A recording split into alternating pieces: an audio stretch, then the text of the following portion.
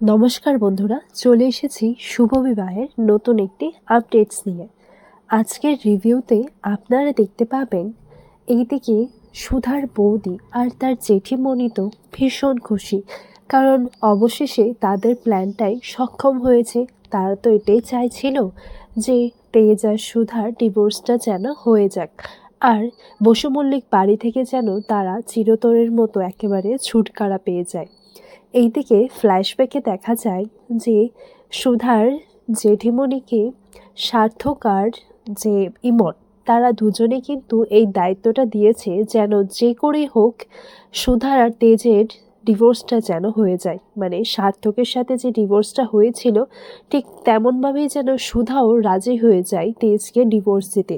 আর এটা করতে কিন্তু জেঠিমণিকে সাহায্য করতে হবে। এরপর এইদিকে জেঠিমণিকে টাকা দেওয়া হয়। প্রথমে বলে যে এইটুকু টাকা দিয়ে এত বড় একটা কাজ আমি কি করে করব। কারণ এদের মধ্যে তো এতটাই ভালোবাসা প্রেম রয়েছে যে কিছু না কিছু করে হলেও তারা আবার এক হয়ে যায়।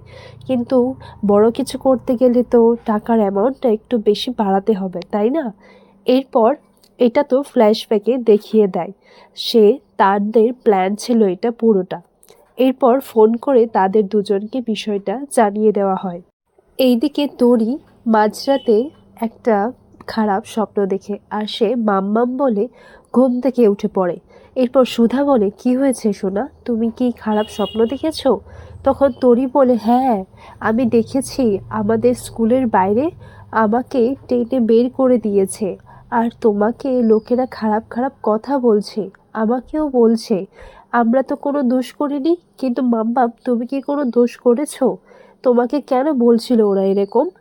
এরপর আর বিএফএফই বা কেন বলেছে ও আমার বাবা, কিন্তু হিরো আঙ্কেল তো আমার বাবা, আর তুমিই তো বলেছো যে হিরো আঙ্কেল আমার বাবা, তাহলে বিএফএফ কেন বলেছে ও আমার বাবা? ও তো আমার বাবা নয়, তাই না মাম্মা? এরপর এদিকে সুধা বলে, আচ্ছা মা, আমরা কেউ কিন্তু খারাপ কাজ করিনি আর আমরা দোষী নই, শুধু তুমি এটা নিয়ে আর ভেবো না, ঠিক আছে? তখন এইদিকে জেঠিমণি এসে বলে যে না, ওই হিরো আঙ্কেল তোমার বাবা নয়। আর কে বলেছে তোমাকে এটা? এখন থেকে তোমার এই বিএফএফ মানে প্রীতম বাবু, ইনিই হচ্ছে তোমার বাবা, আর এখন থেকে তুমি ওকেই বাবা বলে ডাকবে।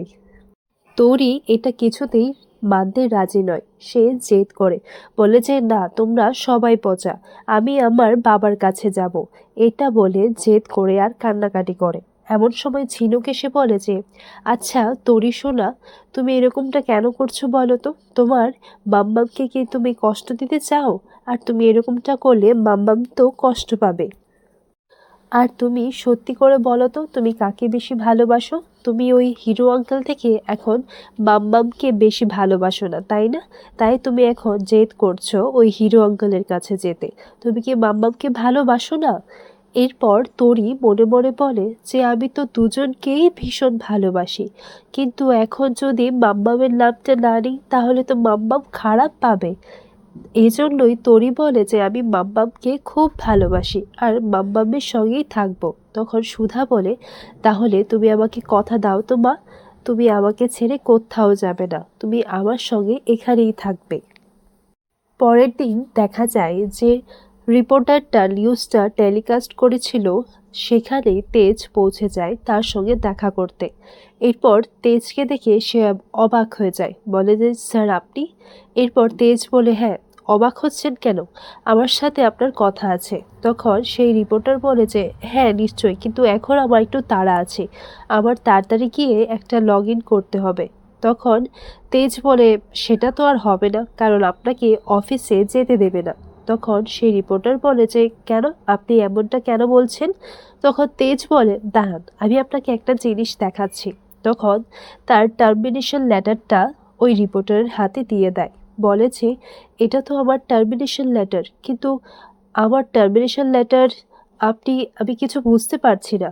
তখন তেজ বলে, দাঁড়ান আমি আপনাকে বলছি, আসলে কালকে যে আমার পারমিশন ছাড়া আমার পার্সোনাল লাইফ নিয়ে আপনি এত কিছু নিউজ টেলিকাস্ট করেছেন, সেটা আমি যে কিছু বলবো না তা তো হতে পারে না, তাই না? আপনি আমার পার্সোনাল বিষয় নিয়ে এত কিছু করে ফেলেছেন। এরপর আর যে আপনার এই কোম্পানির বস রয়েছে, ও আমার বন্ধু, অনেক পুরনো বন্ধু, তাই আমি সবটা জানিয়েছি। আর আমার কথাই আপনাকে আপনার চাকরি থেকে সে ছাড়া দিয়েছে। আর আমি তো আপনাকে কোনো রিপোর্ট দিইনি, তাহলে আপনি সবার সামনে আর সুধাকে এইভাবে কেন অপমান করলেন? আপনি কি ভেবেছিলেন আমি আপনাকে ছেড়ে দেব? তখন সেই রিপোর্টার বলে যে, বিশ্বাস করুন স্যার, আমি কিন্তু আপনার রেপুটেশন বা কারোর চরিত্রে কোনো আঙুল তুলতে চাইনি। আসলে আমাদের কাছে যে খবরটা এসেছিল সেটাই আমরা নিউজে দেখিয়েছি। আর আমি তো কিচ্ছু জানি না, আসলে এটা আমাকে বিনিতা দিয়েছিল। আর আমরা সেই রিপোর্টটা যাচাই করেছি, তাই আমরা নিউজটা কভার করতে গিয়েছিলাম। এরপর তেজ সেই যে মহিলা রিপোর্টার ছিল ওনার নাম্বারটা নিয়ে নেয়, বলে যে ঠিক আছে। তখন সেই রিপোর্টার বলে, তাহলে স্যার আমার চাকরিটা? তখন তেজ বলে, আমি কথা বলে দেখব। এরপর এই দিকে দেখা যায় যে ইমন আর যে সার্থক, তারা তো জানি যে ডিভোর্সটা হয়ে গেছে। এরপর মেচকাকে ওই খবরটা দিয়ে দেয়। আর মেচকা তো ভীষণ খুশি হয়, কারণ পথের কাঁটা তো তাহলে এবার চিরতরের মতো সরিয়ে যাবে বিয়েটা যখন হয়ে যাবে। আর এইদিকে পিকলু আর জ্যোৎস্নার এত আধিক্যতা দেখে তাদের সহ্য হচ্ছিল না। পিকলুকে যে জ্যোৎস্না পড়াচ্ছে, সবসময় ওকে চোখে চোখে রাখছে, ওর কাছে রাখছে, আর ওকে যে নিজের সন্তানের মতো দেখাশোনা করছে, সেটা তাদের কিছুতেই ভালো লাগছিল না। তাই পিকলুকে কি করে এই বাড়ি থেকে দূরে সরাবে সেই প্ল্যানটাই করছে। অন্যদিকে দেখা যায় যে সুধার মেহেন্দি অনুষ্ঠান শুরু হয়ে যায়। আর এইদিকে যে প্রীতম বাবুর ভাগ্নি, উনি সুধাকে বলেন যে, আমি না, আমার খুব ইচ্ছে ছিল জানো তো, যে তোমার আর মামুর বিয়েটা হয়ে যাক। আর আমি তো জানতাম এক না একদিন এটা হবেই, মামু ভীষণ ভালো। আচ্ছা, তুমি এটা কোনো প্রেশারে করছো না তো? আমি জানি তোমার কাছে এটা সম্ভব নয়, কিন্তু তুমি দেখো, মামু কিন্তু তোমাদের দুজনকে খুব ভালোবাসে, তোমরা খুব খুশি হবে। তুমি মামুকে একবার ভালোবাসার চেষ্টা করে তো দেখো। এদিকে সুধা তেজের অপেক্ষা করে, বলে যে তেজকে তাহলে কোনো প্রমাণ জোগাড় করতে পারলো না, ও তো এখনো আসছে না। এরপর দেখা যায় যে প্রীতমবাবু এসে সুধাকে বলে যে, আমি জানি আপনি পরিবারের প্রেশারে এই ডিসিশনটা নিচ্ছেন, কিন্তু আমি আপনাকে আবারও ভেবে দেখতে বলছি। কিন্তু বন্ধু হিসেবে আমি আপনার ভালোবাসাকে সবসময় সম্মান জানাবো। আর আমি জানি আপনি সারাটা জীবন তেজকেই ভালোবেসে যাবেন, কিন্তু তেজ আপনার ভালোবাসার দাম কতটা দিতে পারবে সেটা আমি জানি না, কিন্তু আমি আপনার সম্মানটা রাখবো। এদিকে সুধা মনে মনে বলে, আমি জানি আপনি আমার কাছ থেকে কোনোদিনও স্বামীর অধিকার ফলাতে আসবেন না, আর না আপনি কিছু চাইবেন, কিন্তু তাও এই বিয়ের অভিনয়টা আমি মন থেকে মেনে নিতে পারছি না। আর কেনই বা করছি এসব, আর কার জন্য করছি? তাহলে কি সুধাময়ীও এখন সমাজের কথাই ভাবে? এরপর এইদিকে দেখা যায় হঠাৎ করে তেজ আসে, আর তেজ এসে গান গায়। এইদিকে তরিও তার গণদাতার কাছে প্রার্থনা করছিল যেন তার বাবা মায়ের মধ্যে সমস্ত ঝগড়া মিটে যায়।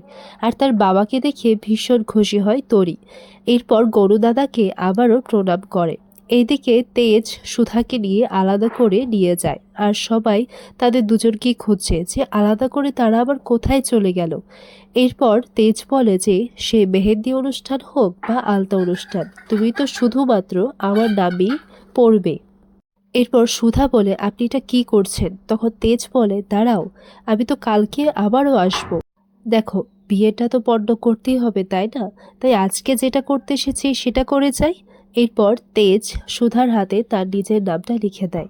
আগামী পর্বে দেখা যায় তেজ প্রীতমবাবুকে বলে, এই দেখুন, সুধার হাতে এখনো তেজের নামটাই রয়েছে, কারণ সুধা শুধুমাত্র তেজের। আর আমি জানি ও মনে প্রাণে এখনো আমাকেই ভালোবাসে।